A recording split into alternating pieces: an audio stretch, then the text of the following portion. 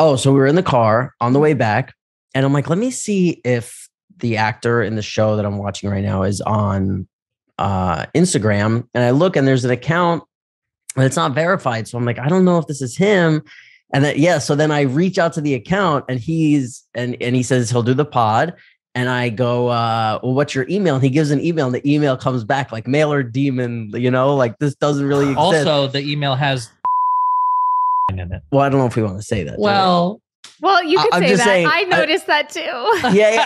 I just don't know if you want to say that about someone's email, Let's ask him, but let's keep it in. Okay. Yeah. Wait, I'm really nervous now. You didn't tell me that this was. Well, everybody's along for the ride. If we got an imposter, we're gonna have to. What if he catfish. signs on and it's just like a huge penis just in the frame? We'll get Neve from Catfish to actually find us the real Scott Ryan to do the pod, because I'm not. If this isn't Scott Ryan, I'm going to the death to find Scott Ryan. Because before this, I would have been okay. If I just didn't get a response back, I would have been fine. But now that we got the response, if this isn't really Scott Ryan, we gotta go down on them, mate. Oh yeah, we've got an investigation. Oh yeah. Yes. Oh, if there's people from Australia tuning in, we're sorry. If this, you guys are good at it. If this is the real Scott Ryan, and people from Australia end up tuning into this, we're sorry. No, you guys are good at it, because I've been watching the show because you told me to. So I've been listening to a lot, and you guys sound great. I would not even attempt. Oh, come on. Give us a little. Mm-mm. Oh, come on. Nope. Have a beat? Nope. I have a guy at it. So good. Oh, I love the shy. I love it heaps. I had the accent down so much when we were watching. How disrespectful are we being? Oh, horrible. Yeah, we're so sorry if you're tuning in from You're Australia. Just trying. God, we're so sorry. You haven't made it on the show yet, but if you're listening to this. But if this isn't Scott, you deserve all of this, whoever's doing this to us. Gotta heal. Yes. Yeah. Guy to heal. We'll flip it on him. Well, let me ask you, how is he responding to the DM? Oh, like super kind, very nice. He seems like the most chill guy. Did he write back to you, Cass, when you sent the Zoom invite? Yeah, he did. Okay. So this could be... and here's the thing, right? He doesn't seem like a guy who likes show business or show business stuff. Like I was watching for the show, he won Best Actor, and like every time he won, he wasn't there to accept the award. No way. Yeah, which is like cool. I love the vibe, but I'm just saying, as far as doing this podcast, I don't know if it's something that DMing him would be something that he'd be like, yeah, sure, I'm down. So he doesn't show up to accept his like Emmy, but he's like, yeah, I'll do pajama pants.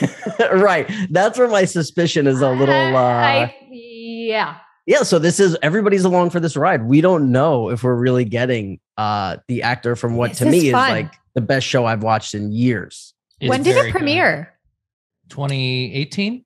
Oh, wow. Yeah, it's had and 3 it's only 2 seasons, seasons. and that's it. 3. Yeah, 3 seasons. Yeah. I'm in the middle of the first. It is. Oof.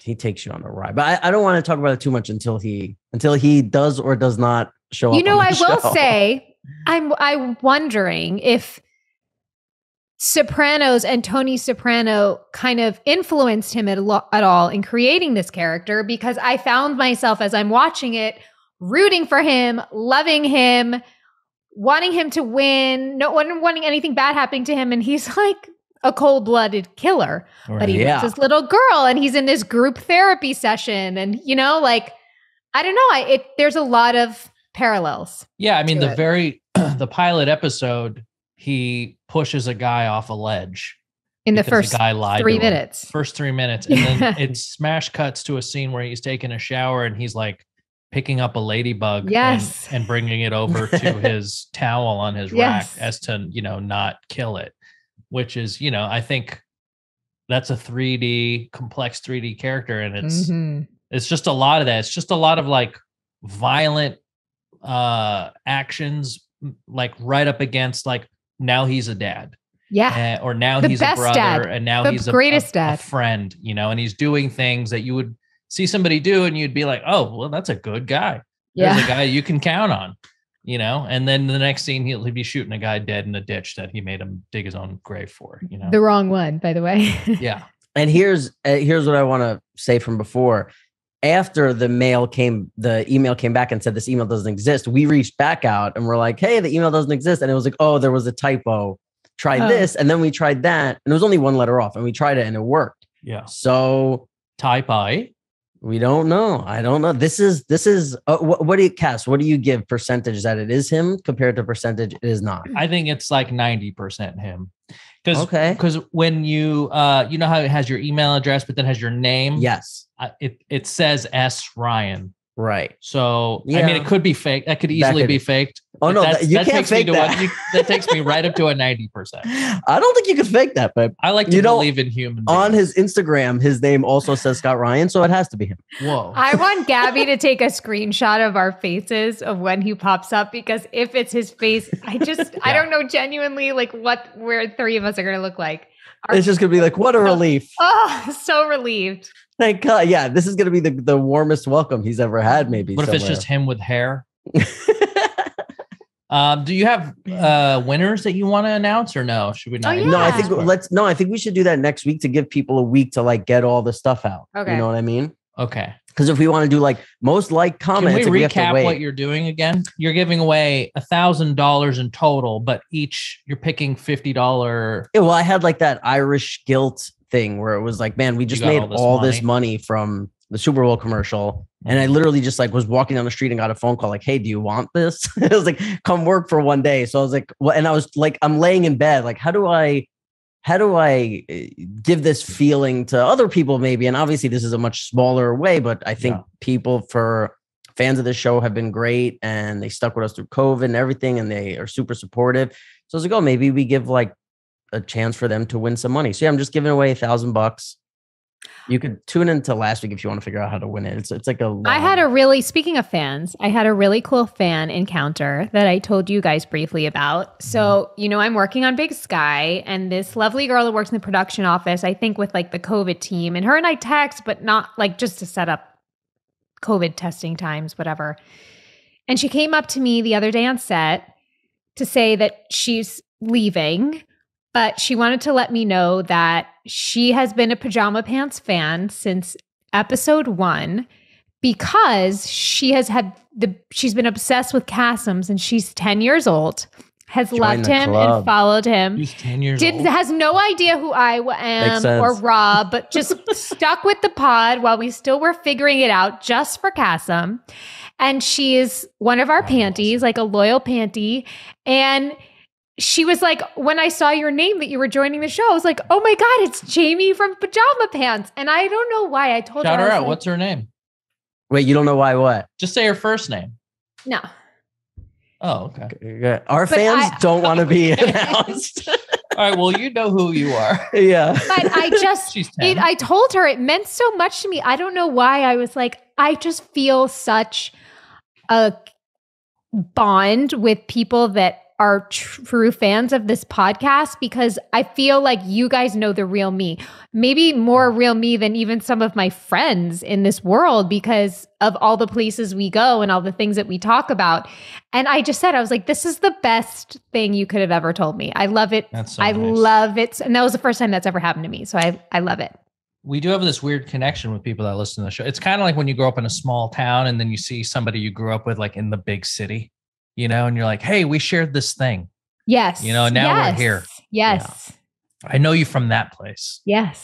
So my friend is working on this company that they want to like revolutionize the plant-based meat industry. And it's because it's like, it's supposed to be a healthy thing, but it's so unhealthy. Like most of these companies where it's like terrible. It's all this fats and oils and sodium, just hundreds of fucking ingredients and crap. So their thing is like 3 ingredients. It's like mushrooms, beet juice, and water, or like salt, like a couple things. I know that's 4, but he was in town from New York doing a food truck, and a guy who I met at his wedding, and I met a couple times before that, is at the food truck, and he works for the food truck. He's friends with Pat, blah, blah, blah. They're all connected. And he's like, man, he's like, the podcast is fire. He's like, my wife loves it. He's like, I always he's like, I always hear her listen to it. And it's like, we were there to like, I was introducing my friend to him to possibly talk about like getting it into their restaurants and this, because it's, I think they're both just good people and they should connect. And I just completely like ditched them. And I was like, oh yeah, you like you love the pod, huh? Like, yeah, how about when we were talking about farts last week, huh? Like, you get that, like you said, like, oh, we experienced this thing. And you kind of know, like, if somebody is like, oh, I love the pod, it's like, oh, you're not too delicate. you know? Because yes. I don't really enjoy spending time around people who are just like, it's like everything you say, you have to be like, oh, wait, maybe this person, are you offended? Right. And like, if you listen to this, you can handle the basic shit in life, like the basic conversations, I feel, you know? Yeah, I felt like I had a bond with her when she told me that. I was like, oh, you get me. You know what I mean? I was like, oh, you like love two of my most favorite people in the world. Like, okay. Like I'd hang out. I'll sit and talk to you for same as you. Like I loved hearing it. I think. And also there's this thing sometimes where, you know, there's times where for me, like it's very clear that we're potting. And then there's times where I'm like, we're just hanging out talking, you know? So it's like, man, these people like, yeah, you forget that there's all these people who are listening every week. And, you know, there's like, I think there's a amount of people who just like, are like, yeah, I like the show. But then there's like, you know, the 5 or 10% who are like, you know, like they love it. And that's where you're like, it's hard to even think like, man, because I go to the Perry Carabello streets, you know, I go to his live shows all the time. Oh, Jamie, that's this is the only time where you so guys much. lose me. But I go to the Perry Carabello streets. So like when I watch his live streaming and I'm in the chat and stuff, and they're just like, oh, PJ Pants, like last week was great. Really? Like that. Yeah, Yami. Oh, Yami, you caused quite a stir. Oh no. When they're bleeping these comments that you say about Perry. And then they don't know. They're all like, what do we have to do to find out what Jamie said about Perry? Jamie, can you rate Perry Caravello 1 to 10? As a human or a guest? Just your whoa. Jesus. Oh, bleep that, Gabby. There's no way that Perry's ears could ever hear what she just said. Oh my God. I'm starting to think we should stop asking her about Perry. I think you should. Wow. But I thought you said you like that people are a Pajama Pants fan because they hear your honesty, Amy. Be honest. Sure, but I don't want to offend anybody, clearly. Well, don't worry. They can't hear because we bleep it every time. And then people want to know what you said. So good. I love it. Just keep bleeping it. Guys, before we get back to the pod, we got some sponsors to deal with. First of which is one of my favorites. Which one is that, Cass? Every morning I wake up, before I get my coffee going, I go over to my Athletic Greens. I open that green tin. I take a scoop and I put it in the little water bottle they gave me, shake it up, and I down it. I don't really take my time with it. I just get it out of the way. It's incredible. It's for people who don't have the time, but they want to get all that good stuff in their system. So instead of, you know, the 75 great ingredients they have in there, trying to walk around all day when you're at work and this and trying to get 75 different beneficial things in your body is pretty tough, but not anymore. Right, Cass? That's right. It's keto, it's paleo, it's vegan, it's dairy-free, it's gluten-free, contains less than 1 gram of sugar, no GMOs, no nasty chemicals or artificial anything. And it still tastes good, and it supports better sleep. I know that's something that we both care deeply about. You know, I'm all about that sleep. Sleep. Is that a good? That was good. Yeah, good. Right. So right now it's time to reclaim your health and arm your immune system with convenient daily nutrition, especially heading into flu and cold season. It's just 1 scoop in a cup of water every day. That's it. No need for a million different pills and supplements to look out for your health. To make it easy, Athletic Greens is going to give you a free 1-year supply of immune-supporting vitamin D and 5 free travel packs with your first purchase. All you have to do is visit athleticgreens.com/pajama. Again, that is athleticgreens.com/pajama to take ownership over your health and pick up the ultimate daily nutritional insurance. Native. Wow, this is the easiest thing in the world for me, babe. I have to go today because when I was putting my deodorant on to come here, I was like, shit, I got to reorder. Yeah. Yeah. And I'm going to go reorder because it's what I've been using every day. And now I have a new habit. You have a new thing. They don't use aluminum in their deodorant, by the way. They want to help you practice safe sweats, which is why they keep their ingredients list bare naked with ingredients you understand, like coconut oil, shea butter, and baking soda. And above it just being like healthy, the one thing that I always look for in a deodorant stick is how it smells. And this stuff smells really great because when you change deodorants, you're changing how you smell to yourself and other people. So Native by far has the best selling deodorant I've ever tried. Smell and feel fresh all day long with Native. Get 20% off your first order by going to nativedeo.com/pajama or use promo code pajama at checkout. That's nativedeo.com/pajama. Inbetween.com/pajama or use promo code pajama at checkout for 20% off your first order. Well, he should be here any second. Yeah. I feel like I don't want to launch I'm actually kind of nervous right now. Are you nervous? He's so good on the show. This is going to be real fun. It's so good. I love his face. Yeah. I love his smile. I'm like, I fucking love your face. Smile. Yeah. He's smile. He's so good. Oh, we gotta, Gabby, we gotta isolate that. Jamie isolate, enhance. Jamie, double that track, please. Zooming in, Game. So bad at it. Let's see how prompt he is, because right now in Australia, it's. Oh, let me guess. Wait, hold on. I could tell you, it's 1 p.m. Tomorrow. Tomorrow. Is it? I think so. Siri, what time is it in Australia? 12 p.m. 12 p.m. Okay. Tomorrow, though. In Canberra, Australia. Oh, of course, man. Yeah, he's in the future. Yeah. And I tried to give him a time frame of like that actually works. The time. Oh, it works great. We thought that it was like 6 hours. I thought it was 3 a.m. his time. You know, because when we first checked, it was like a real late time. You know. Then I would be more encouraged. It would be him, because then I'm like, oh, that's why he doesn't go to the award shows, because it's like not on his like Rob time. You know what I mean? He's a night owl. Oh, well, here look, it is. if he Here's shows the moment up, of truth. Hello. Oh, hey! Are you kidding? Wow, Scott, I got to tell you, we were 50-50 that it wasn't really going to be you. We thought we were maybe getting catfished. I was pretty sure. So let's see. We're so happy to see you. I felt the same. I thought, no, this can't be really happening. So yeah, good to see you guys. You too. Thank you so much. Yeah, thanks for coming on. We have been so wrapped up in Mr. Inbetween. Mm-hmm. I was lost for like 2 weeks. I wasn't answering texts. I was just stuck in your world. And when I would turn the show off, I would be upset that I wasn't in that world anymore.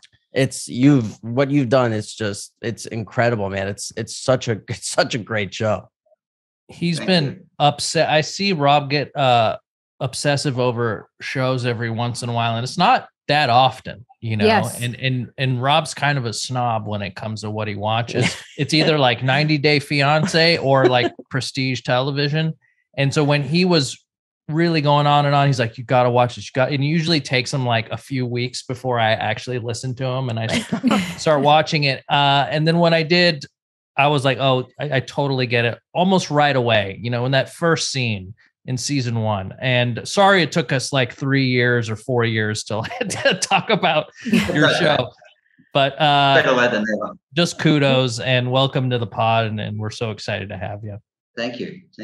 I was curious how you would describe Mr. Inbetween to somebody who's like, oh, I haven't seen it yet. What is it?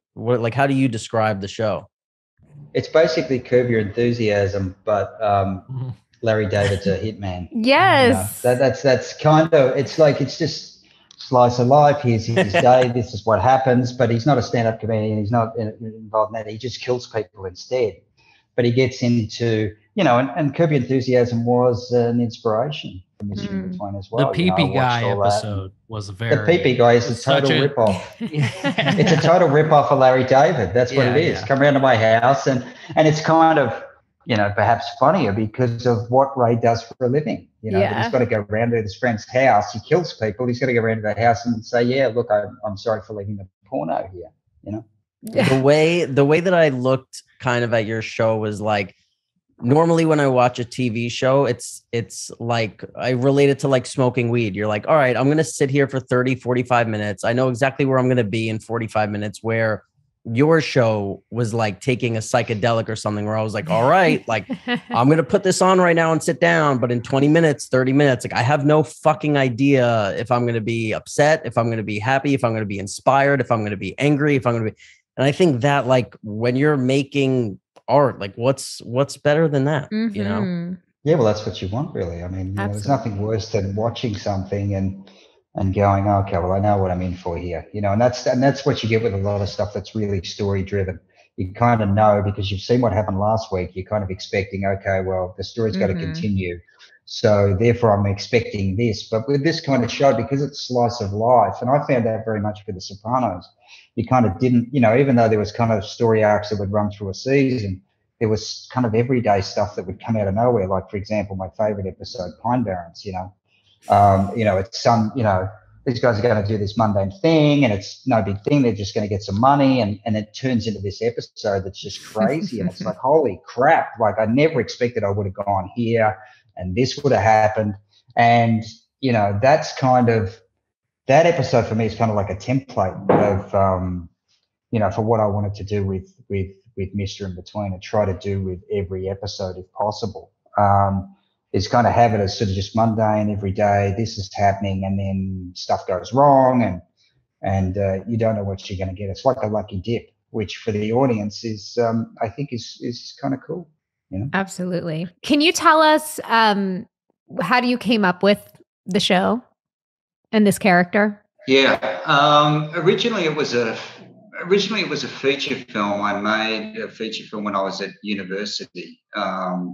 I mean, originally I just wanted to be a writer. That's all I wanted to be. And I wasn't really getting anywhere with that.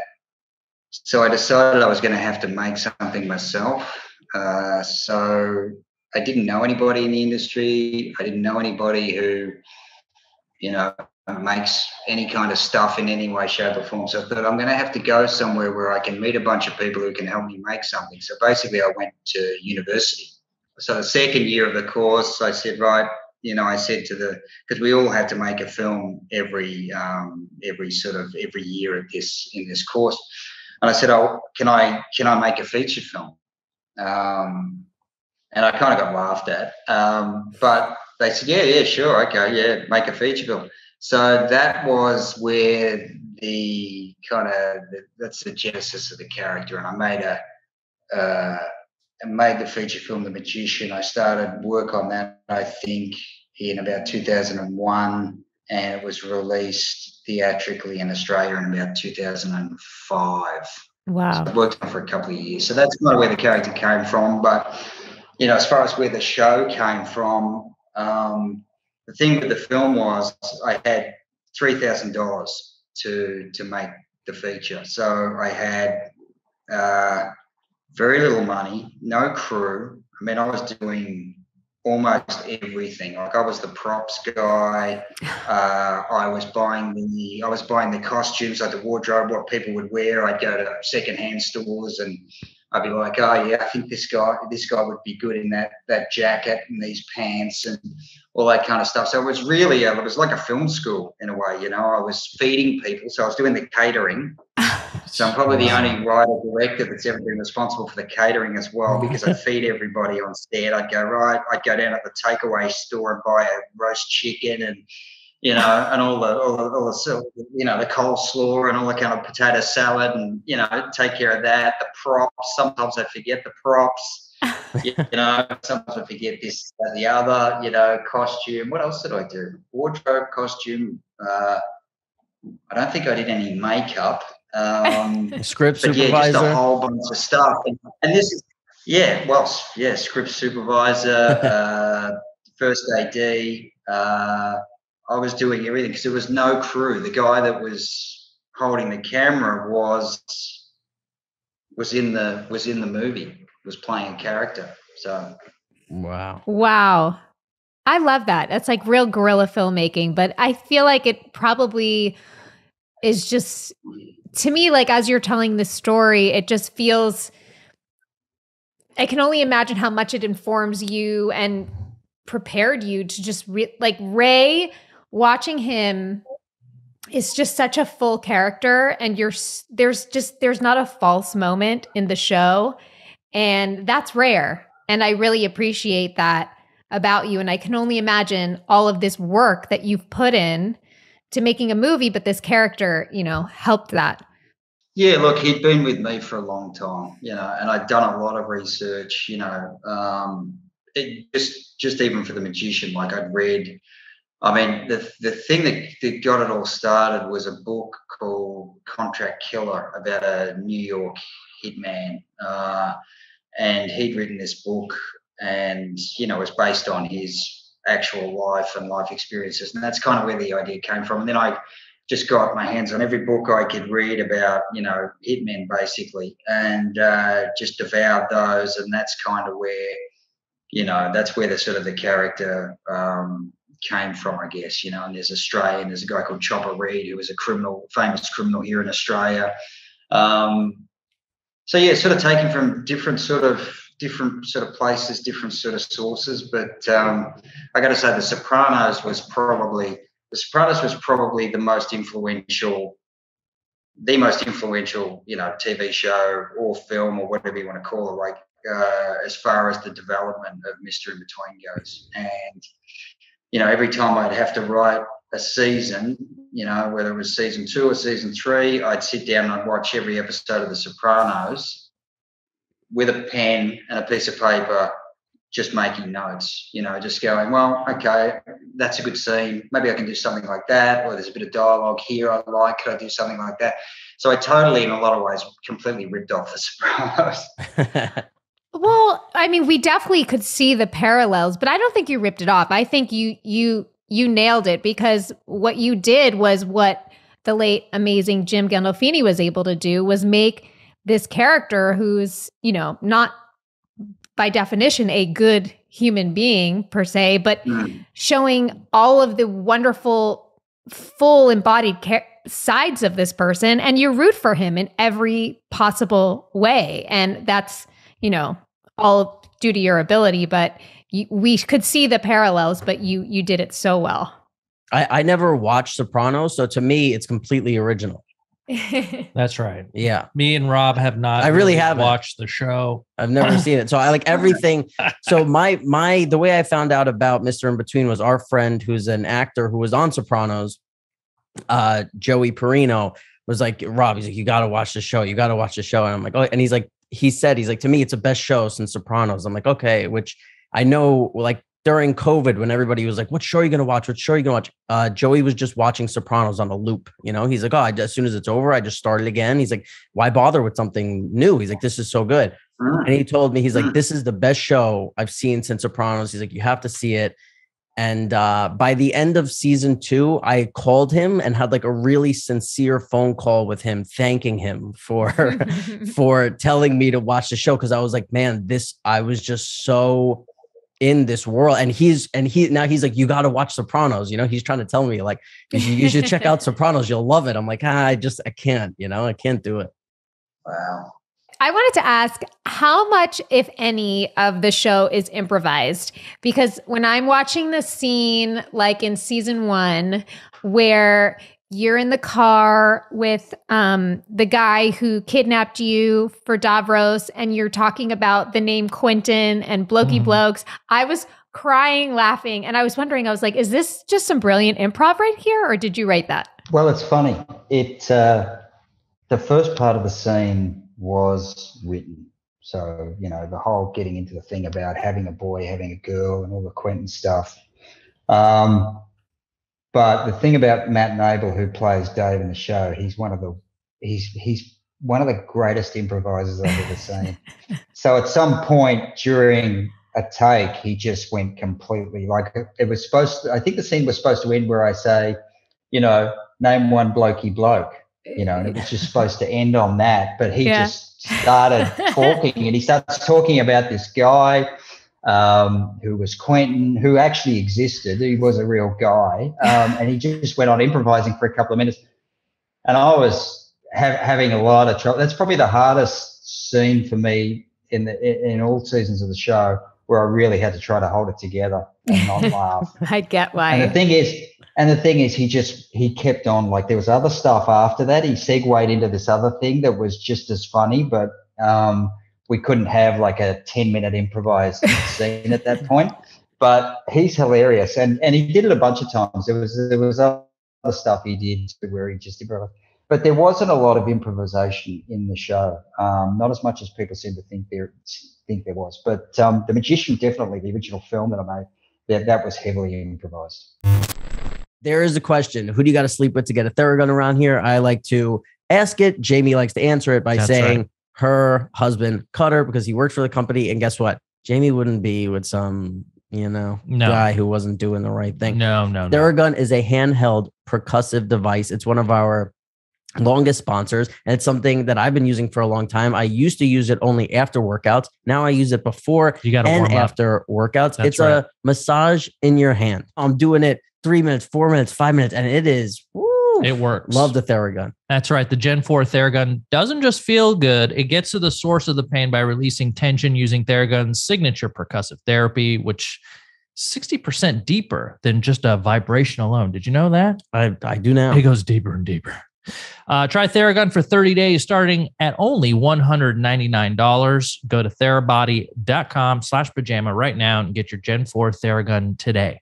That's therabody.com/pajama, therabody.com/pajama. Okay, now before we get back to the pod, you know what I like about this sponsor?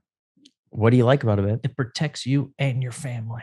Ooh, that's good. You know what I mean? Yeah. I have Ring doorbells in the front of my house. A lot of you guys do. No Ring from their doorbell cameras, but now they do Ring alarms, which makes your whole home sort of covered, and they offer a monitoring service. So if you've already got the doorbell cam, it's kind of you're already in the family. You know? Should get Ring alarm. Ring alarm. Ring alarm. That was for free. That was for, well, maybe we'll charge them a little bit. Right. But Ring Alarm is an award-winning security system. You can easily install it yourself. You can get extra protection with available professional monitoring when you subscribe. And Ring didn't stop there. They've changed home security with the Ring Alarm Pro. So when it comes to protecting my home, I've gone pro with Ring Alarm Pro. There are no long-term commitments, guys. If anything happens, professional monitoring will call you and can request emergency services. Best of all, Ring Protect Pro is an amazing deal. It's true. Ring has an award-winning alarm, and to protect my home, I've gone pro with Ring Alarm Pro. To learn more, go to ring.com/pants. That's ring.com/pants. You know, as I watch it, and you fall more and more in love with Ray, I think in my life, who do I know that's like Ray? And the only person I can think of was Robert, because Rob, you are like, you can't be anything but truthful. Like you don't anticipate ever a reaction to anyone. Like you listen and you respond honestly. And that's not a common thing. And that's what I love so much about Ray. And that's what I love so much about Rob. I don't know if you noticed, Rob, or maybe that's why you love it so much, because you're seeing so much of yourself in him. You're just not a hitman. Yeah. Thank you, Jamie. Yeah. I think one of the things that I love, because like that conversation that you brought up in the car, I think was the moment for me when I was like, oh, this show's for me. Yeah. Like I was like, this is like, I was from that moment on, I was just so like in for the ride everywhere. And again, like what you said, Jamie, was like, there was no moment in, and I don't want to be like as an actor, but like, I think when you're an actor, you're more sensitive to like, oh, you could feel that person's trying to like hit their mark, or you could feel that they're waiting for their line or this, where in your show, I mean, it's 3 fucking seasons. There wasn't one moment where I was taken out of the moment or the world or this. It was just getting deeper and deeper. Mm-hmm. And one thing I wanted to ask you is, I felt that when you quit smoking on the show, something changed. Mm-hmm. Like I was like, man, and I don't know if it's because I quit smoking, so I just put so much into that or something. But I was like, I felt like it all changed when you. Oh yeah, that episode, the whole thing turned a corner. Yeah, and even from that point on, it just something felt different. Was that my imagination or?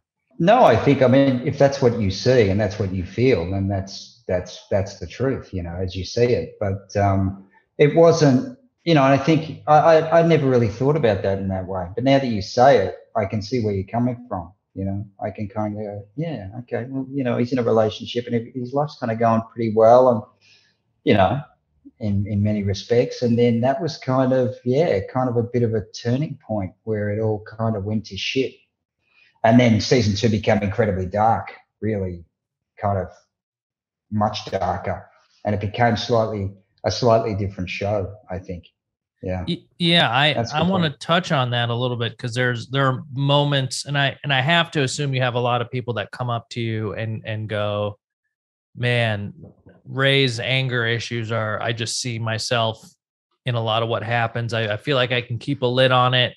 But if I see injustice or something, I like go completely red and I lose it. And I know I've really struggled with anger in my whole life, but how often do you get people that identify with that part of it? Is there any part of you that's in that as well?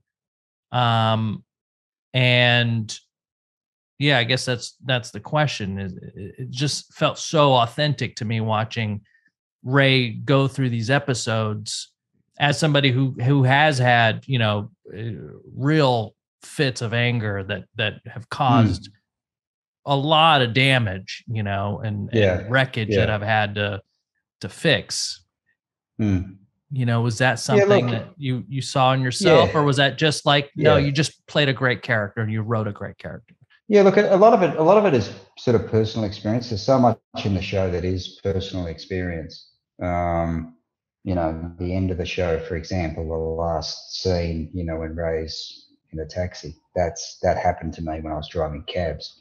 There's so many things in the show that are my real life in there. And me exploring Ray was very much partially me exploring who I am, my issues, my anger, and I'm doing it through that particular character, so absolutely. And I think, people have said to me, that they see a lot of themselves in the character of Ray.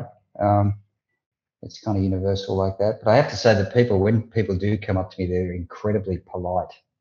Yeah, I'm sure. They think that, if they say the wrong thing, maybe I might kill them. So you're a good actor. We've said that many times about The Sopranos, where people would ask about what it was like on set. And we would always say, like, nobody ever complained that their trailer wasn't big enough. Nobody ever wanted like more that, because David could just kill you off. Like, it's like, and it's funny, but it's also true where people wouldn't, like, nobody's going to come in huffing and puffing. And they're like, we would hear stories about shows in LA and we'd be like, that can't fucking be true. Where like, they would argue about like, we want our camper parked closer to set. And if you don't, I'm walking off. And this, where everybody on the set of Sopranos was just fucking so grateful to be there. And if there were 7 campers, we'd all end up in one camper hanging out, laughing, bullshitting anyway. So it was like, and it's one of the many reasons I haven't worked a lot since Sopranos, because I went to do a couple things and I was like, oh, this isn't that. Like, this isn't that. I don't feel good. It felt like work and more. Yeah. Yeah. Well, I think you guys, unfortunately, were incredibly spoiled, I guess, and everything after that's going to seem like, you've been involved in, most people say is the greatest TV show of all time, certainly my opinion. And yeah, it must be very, very, very difficult to do anything else after that. And but at least, glass half empty, glass half full. Yes. You did have that experience, which most people will never ever have. Most people will never have an experience like that. I think if anything, especially because so much time has gone since The Sopranos, for me, it's become less of a work experience and just more like a really special personal memory. It's just, to me, it's more, my memories are more alive of like what Rob was talking about, the camaraderie and the family, that it felt like, the fun times, the parties, the events, the after parties, the Christmas parties. It's those 10 years, while obviously professionally and getting to act in that show is unparalleled. It's become more of a personal memory. And I think that's probably why Rob you don't want to watch it too, maybe. I don't know. Yeah. I also feel bad in certain ways and weird about like, because I was 12, 13, 14, 15, like I wasn't practicing any gratitude and just looking around and being like, wow, I'm so grateful to be here. This experience is so amazing. It was like, I was 15 years old and I was like, yeah, well, you get on the best show in the world. Like, so what? Like, I thought it was just, that's it. Where now that like, I'm fucking 37, like a breeze comes by and I'm like, man, I'm so grateful for that breeze. Or like, I got to go to the beach today. I'm so grateful for that. And like, it's just, That's not normal though for people. Like that's because of work you've done on yourself and who you are. You know, I don't think there's people walking down the street grateful for a wonderful breeze in their face. But no, you for had sure, no perspective. But I think, I think about people like Edie, where like, she was such an incredible actress. She got this job and it meant so much to her because she wasn't working for times before. Where like, for me, I even when they were like, okay, Sopranos is over, I was like, okay, like there wasn't one part of me that was like, oh my God, well, you should try and hold on to this and it's going away. And it's this, it was just like, all right, well, I'm 22 and this was great. And now I'll go hang out with my friends. Like what's next? It's just, I wish I had more chances to be grateful for it while it was going on, instead of just being a kid and being like, oh, well, this is what's up. Like, Yeah, but that's just not possible, because you didn't have the experiences. You hadn't had these experiences like, talking about Edie, her experiences. You didn't have that, you had no frame of reference, because you're a kid, So, you can't be can't be too hard on yourself as far as that's concerned about not being grateful for it. As long as you're grateful now, I mean, that's really all that matters. Yeah, for sure. Was it hard to let Ray go? And then also what are there new characters and what new things for us to look forward to with you? No, I've quit. I'm not going to work again.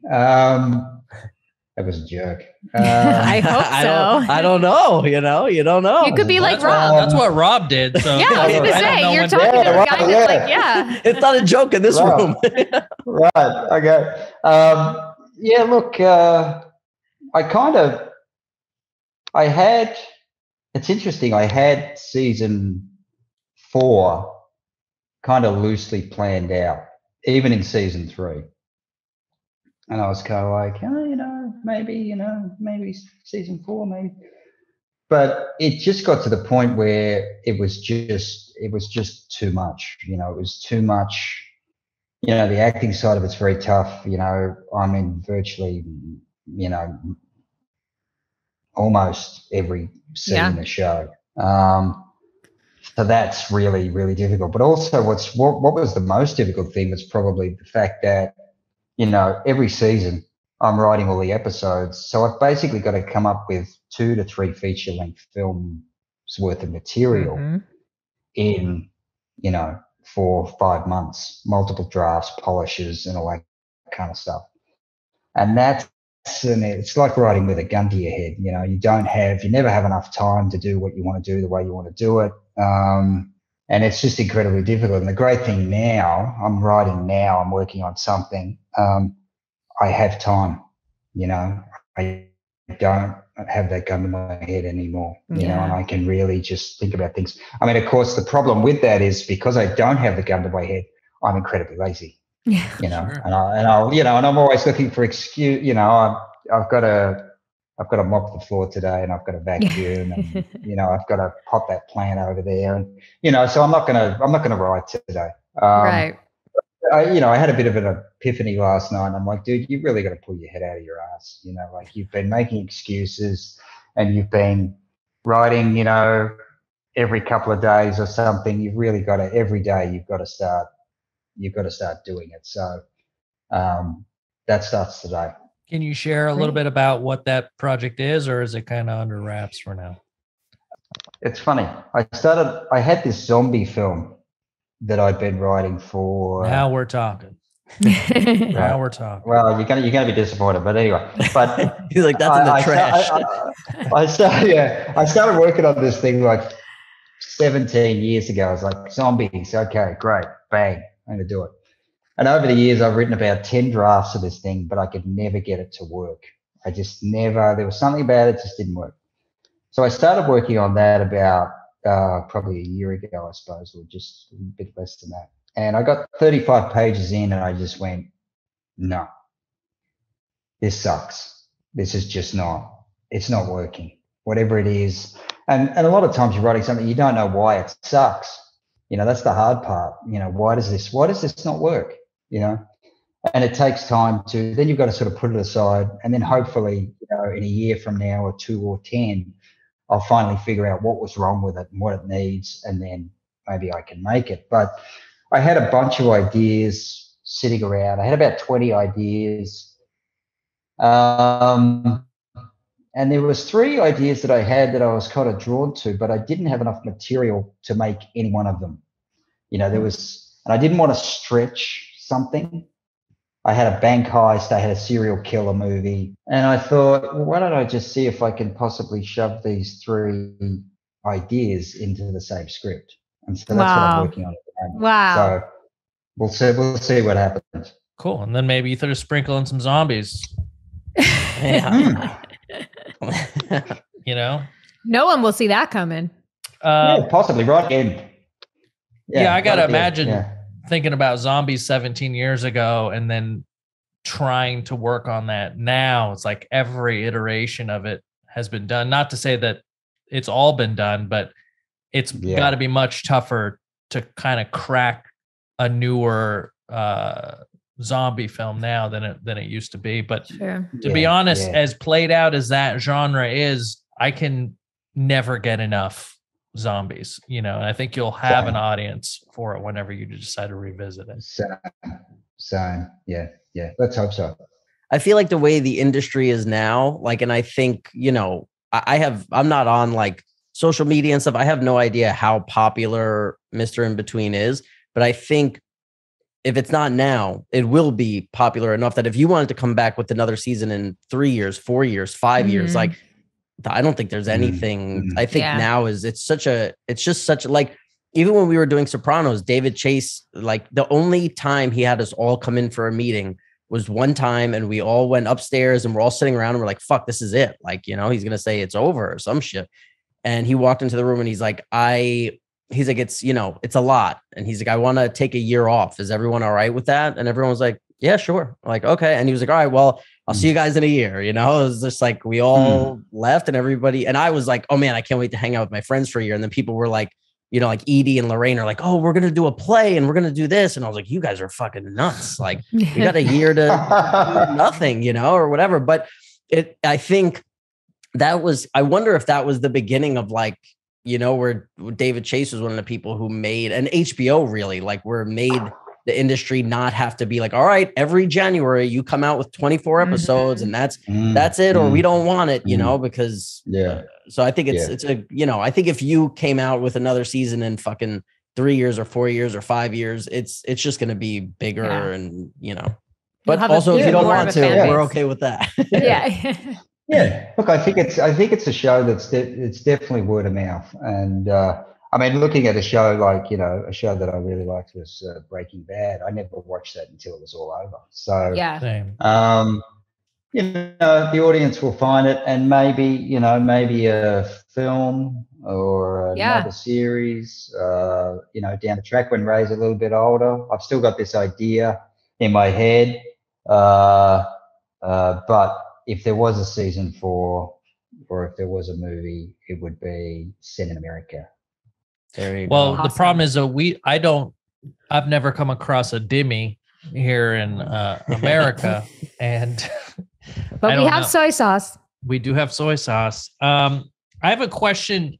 We all try and make things, and we all try and get like validation from our peers and accolades from the people that we respect, and you got that, and that was so. I think that was pretty soon. I mean, you tell me. You put out the product. You put out season 1. How soon after your baby was out there did you start receiving feedback? Did you know that people liked it? Did you know that you were going to be making a season 2?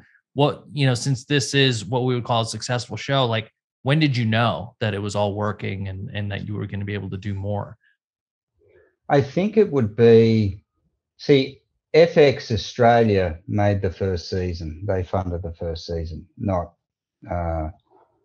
So it was when I was in the States and we went and met with FX US and met with John Landgraf and a couple of other people. And they just talked about how great they thought the show was. And that was probably the moment where I was kind of like, okay, cool.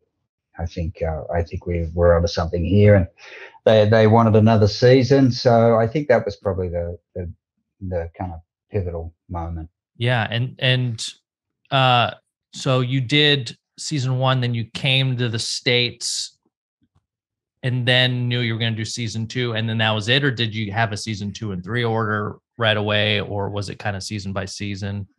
No, it's just pretty much season by season. Yeah. And even in the final season, FX wanted more seasons.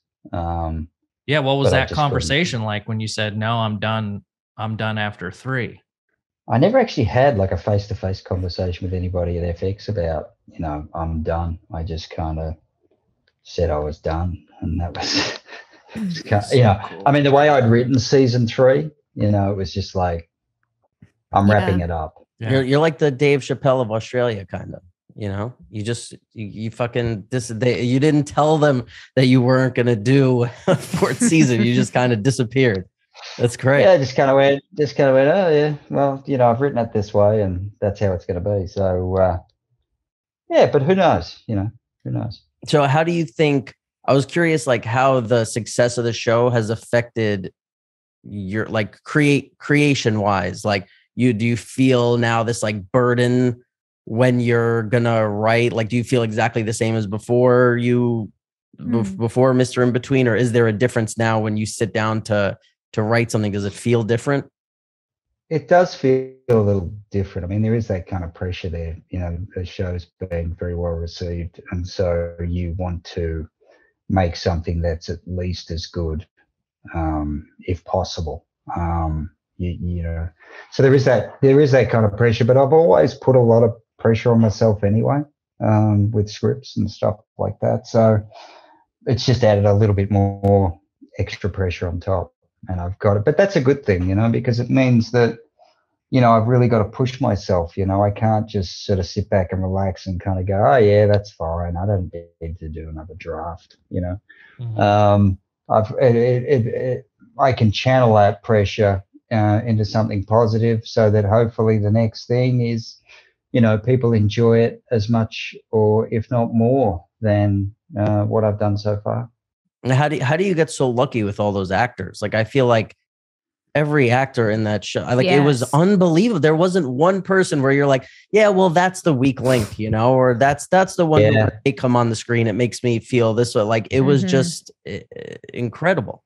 Yeah, like we are very, very blessed in Australia. Yeah, what is it? What is it with you guys over there? Yeah. And the best actors come from there. I'm a big I don't. Well, look, I don't know about the best actors come from Australia, but because you guys, I mean, we have fantastic actors who are very underused. Like, for example, the guy who plays my brother in the show. So whose last name is Cassim, by the way. Yeah, there you go. Did you know that? I didn't know that. Yeah. There you go. What's his nationality? To that. He's just full on Australian. There's no little Middle Eastern in there. Aussie, there's no. Sorry, mate. Sorry. There's no. And it's spelled differently to your name, but he is so good, and I'd never heard of him before. Like, I'd never seen him in anything. Maybe a TV commercial somewhere or something like that. And then you watch him in the show, and it's just like, my God, how is it that I've never seen you before? Yeah. Why is this the first time, sitting doing a scene with him and going, you're unbelievable. You're amazing. Like, you should have your own show. You should be, it's and there's so many times that happen, with people. I'm sitting there doing a scene with them going, why are you not a huge star? Why are you not like on everything? Why are you not on the cover of magazines? And I had that experience so much, and we were very, very lucky. We were so lucky. We had so many great people. Well, great people find great material. I've yet to ever really watch a show of that caliber like yours and, some of the others we've referenced where anyone's ever felt out of place. I think that I think that happens. And I mean, I feel like a lot of people, even on Sopranos, you know, they were much older when the show started, and they were those people that were, you know, doing character things and probably were on all the different Law and Orders a bunch of times as New York actors. But then Sopranos, you know, became their break. So I feel like your show was probably that for a lot of them as well. Yeah. Well, Jamie was saying how you didn't even show up to accept your Best Actor awards, but somehow you showed up to do our podcast, and we're extremely grateful. And I just can't. I had to. I had to. It's you know, like I've spent so many hours of my life watching The Sopranos. It was like I gotta come on here. I gotta talk to you guys. Like this is a big moment for me. Like I've actually put a shirt on. You know what I mean? But generally, I'm like, I'll wear a singlet, which you guys call a wife beater, or I'll wear just a t-shirt. But I'm like, no. I mean, I've got tracksuit pants on down below, but I've actually got the shirt on. So yeah, this is actually quite a big moment for me. And that's so nice of you to say. And I think moments like this, because Rob and I just are in awe of you and Kasim, of your talent, like for you to say that back to us, that's when one of those moments where I have to or I'm reminded and I'm grateful of what I got to be a part of, because I would never think that anyone would have any, you know, awareness of me or any work that I did or anything like that. You know, it's just you put things out in the world and you don't know what happens, even though people say certain things. So thank you for saying that. But it's truly means so much to us that you know, took this time out to sit with us and answer all of our questions. And we're just such huge fans. Yeah. And before you go, and I like to ask this question, Marvel calls you up. They want you to play a villain or superhero. What do you say? Can I have a look at the script? Great response. So politically, democratic. I like it. Wait, if we're asking Pajama Pants questions, then I have one too. We're gonna be all straight up and respectful, but this is still respectful. Yeah. Do people in Australia know who Derek Jeter is? Okay, I know the name, and he's sportsman. Right. So he's a famous baseball player. And back in the day, our trash newspaper here, not trash, but the trash page of a newspaper here, page 6, I believe it was page 6, allegedly, whatever I got to say, came out with a thing where he would, after he would sleep with girls or they would stay over his place, he would have a car waiting for them downstairs to take them home. And in the back of the car was a gift bag. And it was allegedly that sometimes there might have been a signed baseball in there.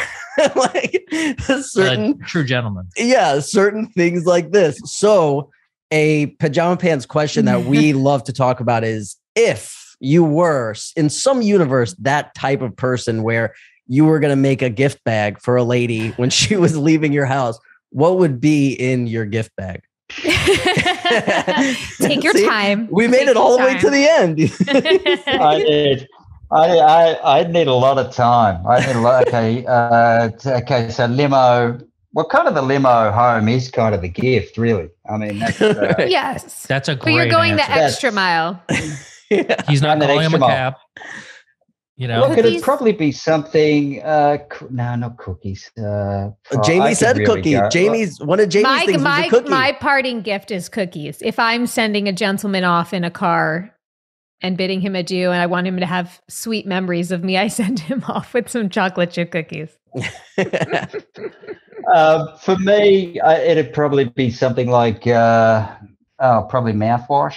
That's a good one. Mouthwash is great. Good. We said, for me, I don't know if this is a thing there, but we said I like slipping a bacon, egg, and cheese in there, like a bacon, egg, and cheese on a roll. They're going to be hungry from all that. Well, you want some like good greasy breakfast after a night of sex. That's right.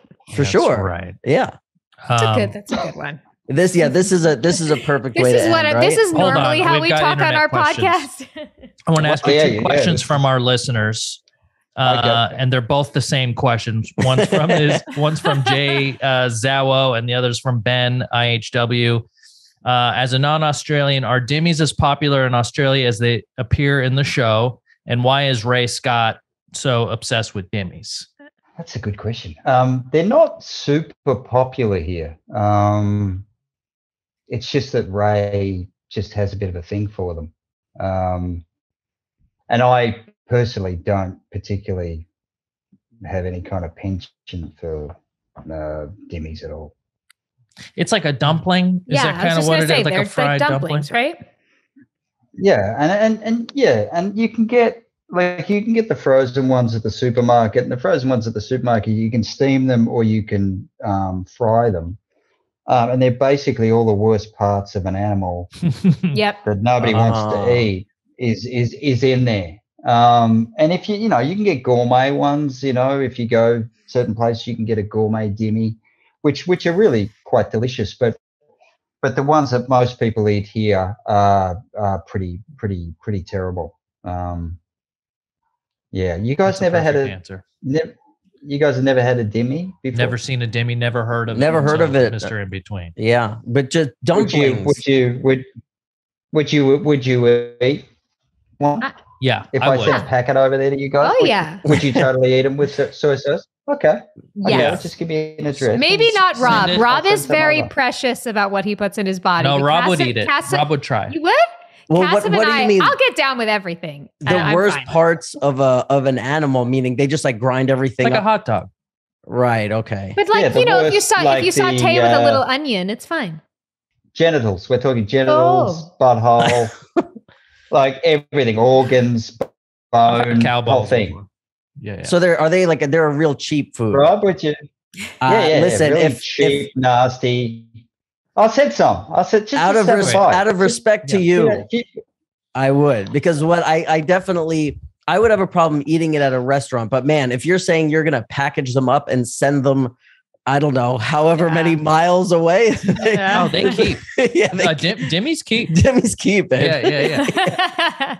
Yeah, they'll last. They'll last forever. Absolutely. Scott, thank you so much for coming on the show. Is there anywhere people can find you, or do you want them to find you? Well, we got to tell everybody, all the Pajama Pants listeners, everybody, to go out and watch the show, because it's. I think if they haven't, I think that they're. It's all on Hulu. Yeah, every season is on Hulu. So good. Yes, it's. I mean, it's like there are certain shows I've recommended here where I've been like, I know, like I can understand why 50% of the people might come back and say they didn't enjoy.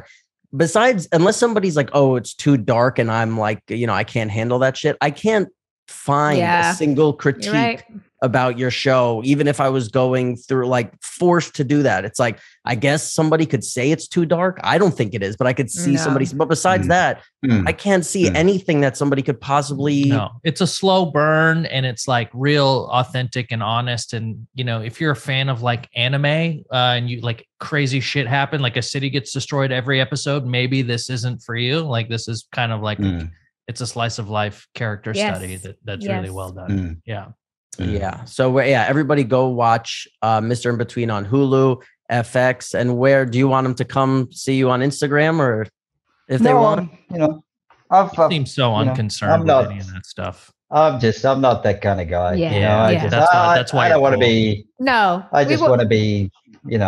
I don't like the whole thing about being, famous and all that kind of stuff and blah blah blah. I just try to avoid that kind of thing. So that's why you need to be famous. Yeah. I found you on Instagram. They're gonna find you. They'll find me. They'll find me.